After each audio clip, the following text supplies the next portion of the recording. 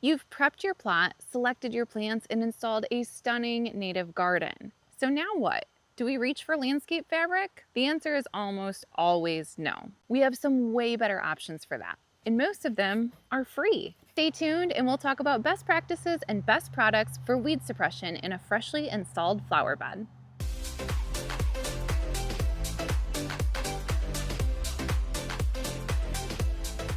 Hey guys, it's Anna from Bright Lane Gardens, and today we're talking about a hot topic, and that is weed suppression or the use of landscape fabric in native gardens. If you've followed along with our channel before, then you already know how I feel about landscape fabric, and it's not great. Doesn't do a lot for our environment. It is really poor for our soil health, and there's just an abundance of other options out there that we can use that will greatly benefit your ecosystem instead of harming it. A lot of times we're reaching for weed fabric because we spent so much time prepping our plot and planting our plants, and we want to see it grow into a nice lush garden. We don't want to see weeds take over that space all of a sudden. So I totally understand the thought process behind reaching for weed fabric. But here's what weed fabric actually does to your soil. Weed fabric compacts your soil, and it prevents the natural breakdown of organic material like sticks and leaves, which are essential to soil health. So think about that. Over the course of many years, you have an actual block over the top of your soil, preventing that natural breakdown of organic material. But that natural breakdown of organic material is still happening on top of your weed fabric, which means in just a few years, you're going to have a really nice balanced soil on top of the weed fabric that weeds are going to grow into anyway. None of that is what we want when it comes to a native garden. What we are looking for in a native garden is a healthy, natural breakdown of organic material and the ability for our plants to spread out and occupy the space that they've been planted in. And native plants are really, really good at this as long as they're given the opportunity to do so. So our goal when we're looking at weed suppression is not to have a permanently weed-free garden. That's nearly impossible, as we all know. Our goal is to simply suppress weeds long enough that our plants that we've intentionally planted in that area have the time to take root, get acquainted with their surroundings, and take up the space in which they've been planted. And once native plants are properly established in your flower bed, there's very little weeding that has to happen because they will eventually meet up grouping with grouping, overshadowing other plants, and occupying enough resources that's a little too competitive for most weeds to take root in that area. So really we're talking about a period of about 1 to 2 years where we want some really nice weed suppression. And we have a couple great options for that temporary weed suppression. The first option that we're going to cover today is definitely my most commonly used, simply because it's free, it's accessible, and it's super easy to work with. That is cardboard. So all of these Amazon boxes and boxes from other places that we've been getting, we can totally reuse in a completely different way than dropping it off at the recycling center. This plain cardboard box is an excellent material for weed suppression in a freshly planted native garden. I use plain brown cardboard probably more than any other material when it comes to weed suppression. There's a simple reason for that. It's really easily accessible and it's totally free. It reduces my trips to the recycling center and it's just here waiting for me. Cardboard is an awesome material. Even though it seems like it's sacrilegious to put it on top of the soil, it's actually really beneficial. Earthworms love it, fungi colonize in it, and after a season or two, it usually degrades right into the ground and you won't even know it was there. It's really easy to prep too. So most of the boxes that we are getting in the mail are these unlaminated plain brown cardboard boxes. So with the exception of this tape and these labels, this box is almost ready to go. So all I would need to do is remove all of this tape and all of the labels, definitely any plastic pieces that you see attached to it, straps, tapes, labels, anything like that that won't break down. You want to remove all that. But once all that is removed, I simply rip it into pieces. And this is going to be my building block for the layer of weed suppression that I'm going to use in my garden. We rip them into shreds and overlap the edges by a few inches, and this becomes the base for my weed suppression.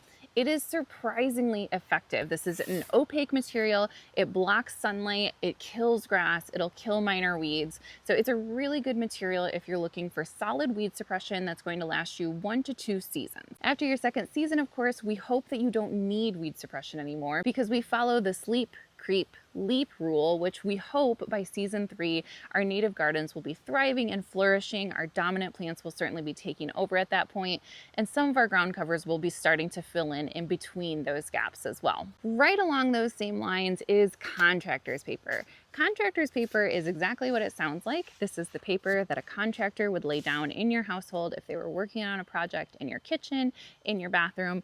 It's relatively thin, especially compared to cardboard. So it's kind of like a thicker construction paper there. But the nice part about it is it comes in these big rolls. They're ready to go. Great for larger size projects. There's no tape, there's no labels, there's nothing else that you have to do to prep this material. And it's a little easier to rip it into the right size pieces that will fit nicely between your plants. Same general rule, you want to make sure that you're overlapping these pieces by at least a few inches each to make sure that no weeds can creep up in between. Contractor's paper, since it's a little thinner, is going to last you probably about 1 season.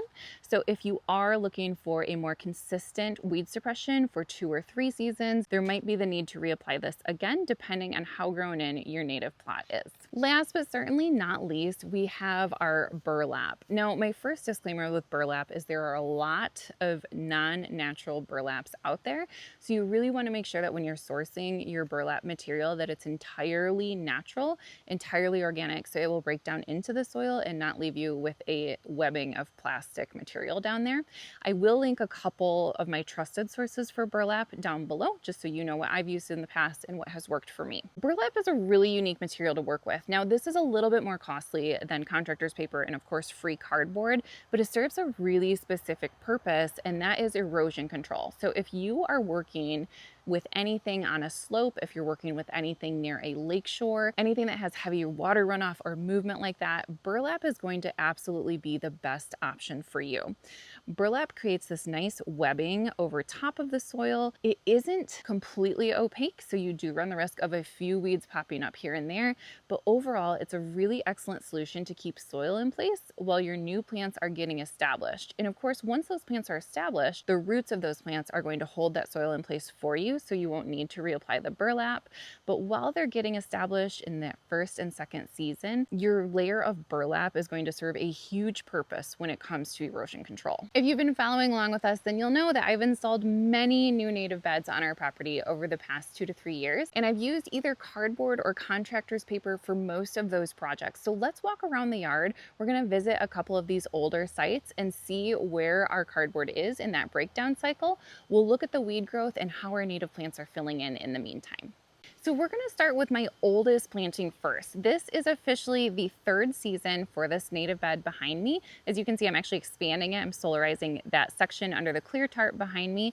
But the part that's in the stones in this middle area here was installed 3 seasons ago. This is a part sun, part shade, heavily deer trafficked area. If you would like to see the video I did for this specific design, click the link above or down below in the description. Let's take a look under the mulch that I have on top. We'll see if there's any cardboard left remaining in the 3rd season. Right in the middle of the bed here, I remember I left a nice area around these lupines, hoping that they would spread out. These are only 2 of the original lupines that I have left. Everything else died off, but I do have some new seedlings started, which I'm so excited about. So in hopefully 2 more years, this whole area will be covered in lupines. But let's see underneath this mulch layer that I have here if we can find any cardboard. So as soon as I'm scraping back that first layer of mulch, I cannot see any cardboard at all. So it does look like after 3 seasons, the cardboard has completely degraded into the ground. I see no evidence of labels or tape or anything, so that tells me I did a good job of removing all of my labels. But other than that, there's really nothing left in terms of cardboard. So I'm down to just mulch. Now I have an option here because I did spread a couple lupine seeds this year and then a couple lupine seed naturally spread. I don't want to lay anything else down here because I don't know what seeds are waiting for me. So this is at a point here where I can easily hand weed it. There's a couple of weeds here and there that will pop up, but they're really easy to pluck up. They don't turn into established plants as long as I can get to them, and it's a very manageable weeding state for me. So as this stands right here, This is super manageable. I'm really pleased with how my cardboard worked over here, and I'm not going to lay down any additional layers this year. This one behind me here was installed 2 seasons ago, and at the time it was my largest installation with over 250 plugs. I will post that video above and down below again. This one behind me was a combination contractor's paper and cardboard, so let's take a look at how that's held up over the course of 2 full seasons. Weed suppression overall has been really, really good over here because I have hardly had to weed at all. I've had a couple things pop up here and there. Some things I've totally left, like we've had some rogue milkweeds pop up, which I was very pleased to see. We've had a few random Queen Anne's lace and some other smaller flowers like that. So really easy to weed overall, and certainly not something that I've spent hours on by any means. Take a look over here by our hoary vervain. So we're scraping up that top layer of wood chips right now. And I am not seeing any signs of cardboard or contractor's paper. This was primarily contractor's paper, if I remember correctly. I'm not seeing any signs of either. So that's wonderful news. Now, something that's also helping this area out is definitely those wood chips. They're creating a nice dense layer that makes it difficult for too many weeds to pop up. So we have a couple opportunists that have, of course, been able to pop up. But other than that, for the most part, this bed just looks like a larger version of exactly what I planted. So many monarchs this year. It's been wonderful to see the monarchs return to this area. So we've done a 3-year-old bed, we've done a 2-year-old bed. I don't have a 1-year-old bed, but I do have a native flower bed that I just planted a week ago. I want to show you where my cardboard process is 1 week in. This one behind me was exclusively cardboard, no contractor's paper, nice thick overlaying sheets, and I used a combination of leaf litter and shredded mulch as my covering. There's a little bit of a slope here, not enough of a slope for me to warrant using burlap on it, but enough of a slope that the interlocking shreds of the shredded mulch did a really nice job of holding down that cardboard. Otherwise, you know me, I like to go wood chip or leaf litter, whatever keeps it inexpensive and organic. This area is super fresh. You can tell it's fresh because the mulch still has that really nice cedar color to it. Now, if I scrape back some of this mulch here, so scraping back some of this mulch here, you can definitely see my piece of cardboard here. It's nice and pliable because it's so moist and damp, and it's certainly already started to break down. I can feel that that top layer is ready to rip already. So this is doing a really great job. If I were to pull up this piece of cardboard right now, you would be shocked at how many worms are hiding beneath it. They absolutely love it. We actually used to have a little worm farm going on for some worm castings, and we fed them newspaper and cardboard all the time, and they loved it. So it's no wonder that they enjoy it in my landscape as well. Come on over here. And we can see that cardboard is right there.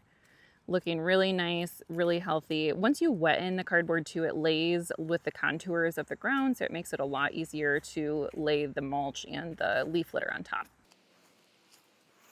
So this area will hopefully grow in really nicely. This is kind of a rock garden for me, primarily because I physically cannot move those rocks up above there.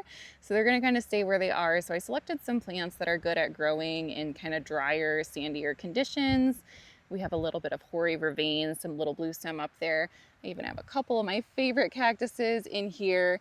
And as this grows in, I'm likely going to add even more plants, which is yet another benefit of using cardboard over weed fabric. It's so easy to go back in and add plants later on.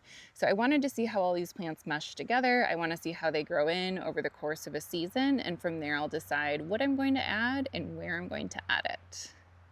I have one more example to show you, and that is this area behind me. This is an exception. This area here was planted just a few weeks ago, but my intention for this area was to create a tapestry lawn or an area of solid ground cover. So since my ultimate goal was to select fast growing ground cover plants to create a living mulch over the soil, I didn't want to add in any cardboard between my plants. And my reason for that is just because I want to allow those plants as much room to grow in as quickly as possible. And a layer of cardboard would impact their ability to grow in and fill in the soil between each plant. I instead opted for a nice thick layer of leaf litter. Not just any leaf litter, but leaf litter that was at least 2 years old. And my reason for that is the older those leaves are, the more degraded they are and the more flat they're going to lay for me between each of those plants. So my goal was to create almost a cardboard-esque material, but using some decayed leaves that won't prohibit plants from growing up in between them. They do, however, still help the soil retain moisture, which of course is great for freshly established plants, and they're not going to be quite as sturdy as my cardboard would. They're going to degrade after this year, and they'll even allow for some growth on top of the leaves as well. So let's take a look at how those are doing. So I used a combination of wild strawberries, some common cinquefoil, and a little bit of Pennsylvania sedge, a few pussy toes as well. So that kind of makes up the primary matrix of my little area here. And it's doing really well. I'm really impressed with the leaf litter and just how much it's suppressing additional growth. I don't really see any blades of grass popping up in between.